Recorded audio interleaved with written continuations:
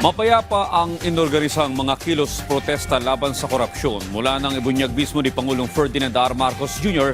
ang modus operandi sa flood control scams.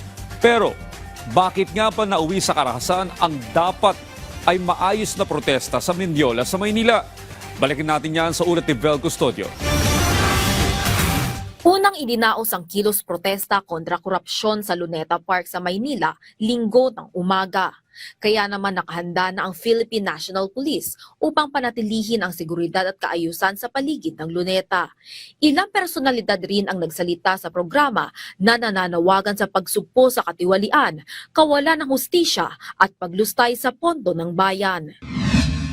Pagsapit ng tanghali, idinaos naman na trillion peso march na pinangunahan ng simbahan at civil society groups mula sa EDSA Shrine hanggang sa EDSA People Power Monument.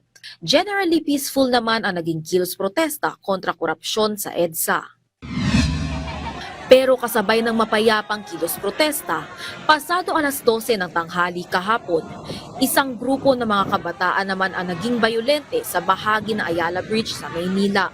Pinagbabato at pinagtatadyakan ng grupong nakasuot ng itim na damit at face mask ang barikada ng PNP sa tangka nilang umano na sugurin ang palasyo ng Malacanang. Sinunog nila ang gulong na trailer truck na iniharang patungong Ayala Bridge. Sa kabila nito, maximum tolerance ang pinairal ng mga otoridad at humupa na ang kaguluhan makalipas ang isang oras. Ang grupong Filipinos Do Not Heal, suportado si Pangulong Ferdinand R. Marcos Jr. sa layunin nitong labanan ang korupsyon. Kinanta pa nila ang lupang hinirang habang winawagayway ang bandila ng Pilipinas sa Moraita, Maynila. Sa kalagitnaan ng payapang kilos protesta laban sa korupsyon, ilang kabataan ang bigla na lang nanugod ng bato at nanunog ng ilang mga kagamitan sa rally pasado alas 5 ng hapon kahapon. Naipit ang aming team sa kalagitnaan ng riot. Nagsilbing manipis na pananggalang ang poste ng ilaw sa center aisle kung saan kami naabutan ng riot. Nang makahanap kami ng tiyempo ay agad na kaming tumakbo at bumilit. Ilang mga senior citizen at kababaihan na nakaisa sa kilos protesta, nagtago muna sa ilang mga commercial establishments. Matapos ang humigit kumulang 20 minuto, humupa na ang tensyon. Samantala, may namataan rin na nanira ng signages at traffic lights ang isang grupo na nakasuot ng itim na damit at face mask sa kahabaan ng Recto Avenue kahapon. Agad namang rumesponde ang mga pulis at hinuli ang mga nanira ng kagamitan.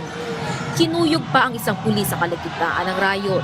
Kinagabihan, nilusob ng grupo ng kabataan ang isang hotel kung saan pinagbabasag nila ang salamin sa harap at nang makapasok ay kinuha nila ang pera, cellphone at laptop sa counter.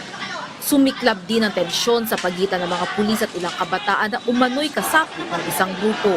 Nag-iikot naman si Manila City Mayor Isko Moreno kasunod ng pagpapatupad niya ng curfew hour sa mga minor de edad simula alas 10 ng gabi hanggang alas 4 ng umaga. Ayon sa punong lungsod, mahigit 100 individual na kasama sa mga riot ang nasa kustodiyan na ng pulis. Mahigit 70 pulis naman ang sugatan na nagpapagamot na sa ospital.